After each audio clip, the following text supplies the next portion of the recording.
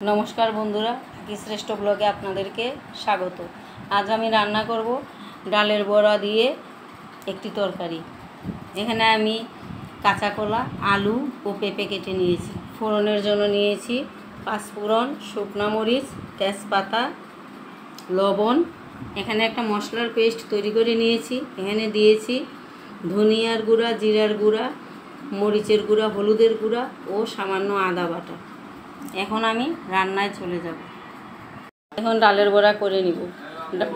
ডালগুলো আমি বেটে নিয়েছি, দিয়েছি হলুদের গুঁড়া, কালো জিরা ও পরিমাণ মতো লবণ দিয়ে ভালোভাবে ফেটিয়ে ডালের বড়াগুলো তৈরি করে নিব। ডালের বড়াগুলো হয়ে গেছে, এবার নামিয়ে নিব। আর আমি সবজিগুলোকে ভেজে নিব। এবার ফোড়নে দিয়ে দিব দুইটা শুকনা মরিচ, তেজপাতা, পাঁচফোড়ন। গুলে রাখা মশলাটা দিয়ে দিব। ভেজে রাখা সবজিগুলো এবার দিয়ে দিব। ভালোভাবে সবজিগুলো কষিয়ে নিব। সবজি কষানো হয়ে গেছে, এবার আমি পরিমাণ মতো জল দিয়ে দিব। তরকারি হয়ে গেছে, এবার উপর থেকে সামান্য গরম মশলার গুঁড়া ও ঘি দিয়ে নামিয়ে নিব।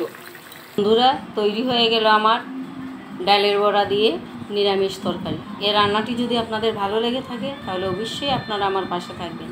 ধন্যবাদ সবাইকে।